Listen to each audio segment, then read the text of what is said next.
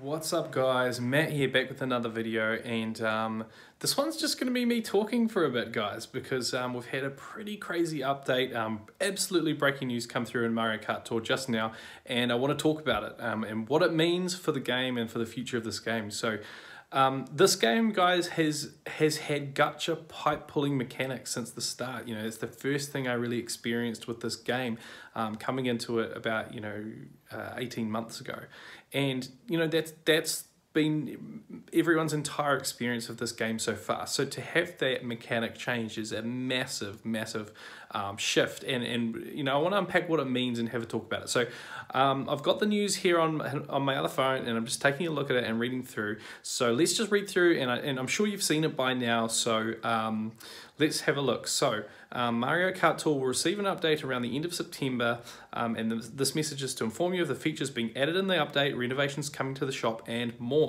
So battles are coming to single player and multiplayer. So we knew battle mode was coming, guys, and here it is, and it's exactly like what we thought it was. Each player has balloons attached to their kart. Your goal is to pop your opponent's balloons. So cool. Battle mode is coming. It sounds like it's going to be really fun, so I'm so excited for that.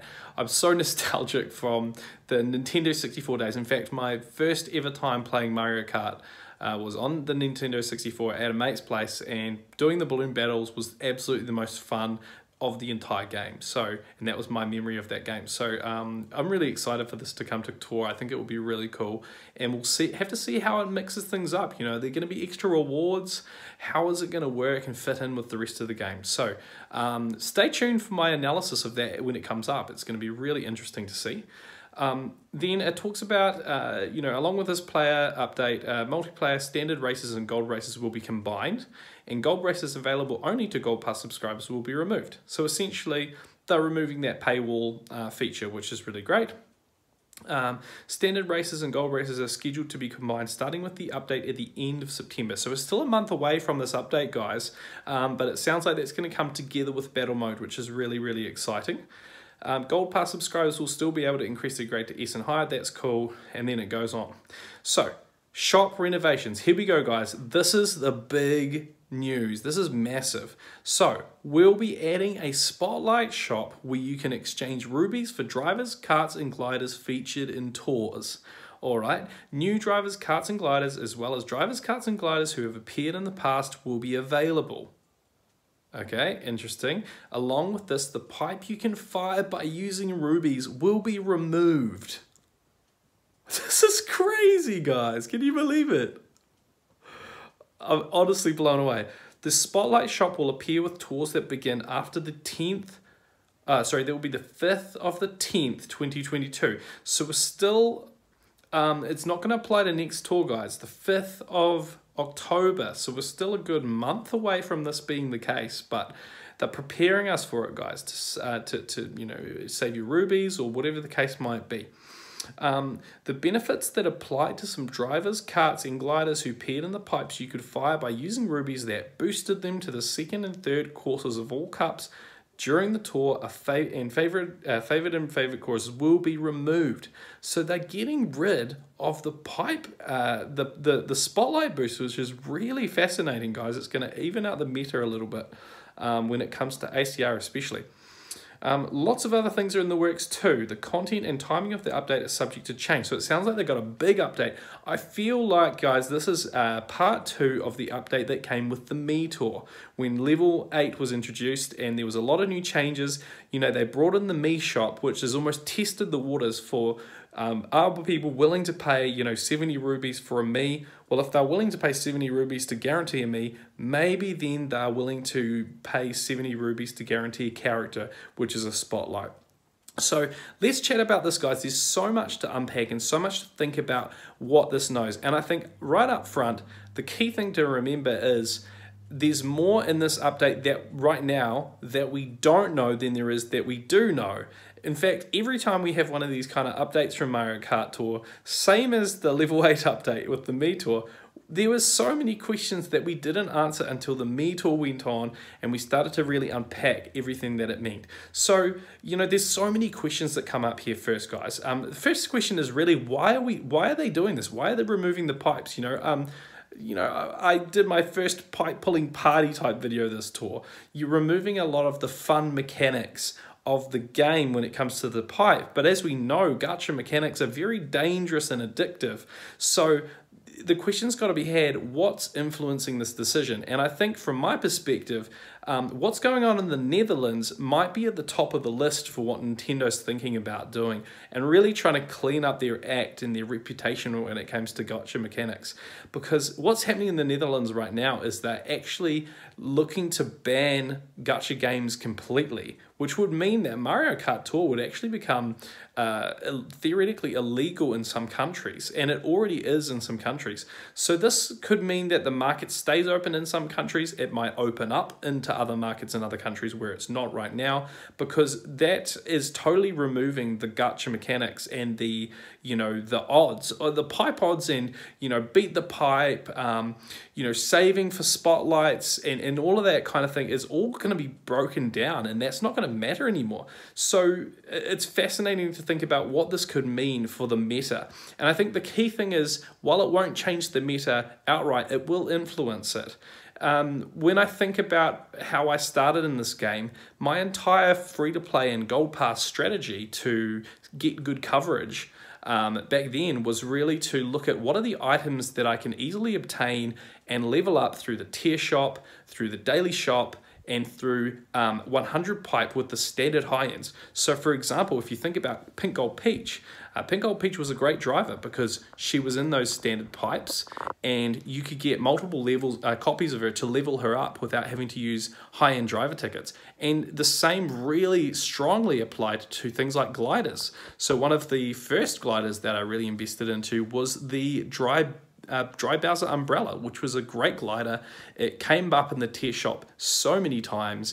I pulled it on high-end pipes all the time as the standard high-end, and I got it to a high level and it became my best glider. So that was a fantastic way to get some good coverage. If we look at how things are going to move forward, there's a lot to unpack of how this is going to work with having spotlights. So the first question that I think is, how many spotlights are they going to have in a tour? Is it going to be the similar kind of thing where we, for example, right now, we might have a 6% and 100 pipe. You've got 6 high ends.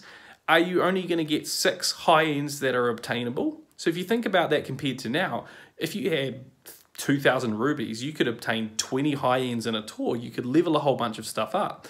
But what this does is it really shuts that down. You know, how many times can you purchase these spotlights? I'm going to guess maybe only once, but perhaps you can purchase them multiple times. It's really unclear. You know, a new coin box driver comes out as a spotlight for 70 rubies. Can you spend 2,000 rubies to level it up all the way from not even obtaining it straight to level 8? I really don't know. So I think there's so much to unpack and think about how this might impact how we play the game. I think, you know, my personal opinion is this is a really good and important move for this game to make it appropriate for the future and make it fit for the future and for people to still get enjoyment out of this game. When I think about people quitting this game, you know, a lot of the time that's connected with people having really terrible luck on pipes, just getting burnt out, losing all their rubies, or going in on the wrong pipes, not being able to guarantee the item that they really wanted, which comes out in the next tour. So if you think about that, you know, if someone just wants to guarantee they get every item, so think of Larry98, so shout out to you, my man, who's a collector in this game. He will be able to go in for 70 rubies, theoretically, and get each high end, which will guarantee he knows what his cost is. He knows what his allocation is for the tour and how much he needs to spend, which is fantastic. And for someone who's free to play or gold pass only, you know, you've only got 200 rubies, but you really, really, really need that cart. Or, you know, like you think of like the Lightning Streamliner, which came out a few tours ago, which had great coverage. The amount of people who went into that pipe just for that one item, you know, it really is gambling away your resources, especially if you don't have enough to guarantee an item. So I think this is a really positive change, and I think we should be really positive about it. I think we should give Nintendo positive feedback for what they're doing. But as always, the devil's in the detail, right? So we don't know how it's going to work. We don't know how generous or stingy it's going to be. We don't know how often items are going to return. You know, if you need Pink Gold Peach and you're a free-to-play player, how are you going to obtain her now without a 100 pipe? You know, are they going to bring non-spotlights as spotlight purchases? How does that work? And what does it mean for the daily select shop? So if you think about that, one of the key ways to upgrade your daily selects and get high-end tickets has been to max out categories. But, you know, that's really now coming to an end, because the key way to do that on a budget was to pull 100 pipes, clear that out, get the high ends you want, but also pick up a whole bunch of normal and supers along the way. Now it's not going to be as relevant anymore. And if you think about the high ends in those pipes, you're not going to be able to easily obtain or level those up either. So where does that leave you for leveling things up for daily selects to unlock high end tickets? And also, where does that leave us for obtaining duplicates of you know, high end items that we want? It's really, really unclear. So stay tuned, guys, because there's so much to unpack as this update comes over the next month. And I'm going to be analyzing it as we go through and talking about how that might influence the game, how that will influence the meta, and how it will you know, unfold going forth.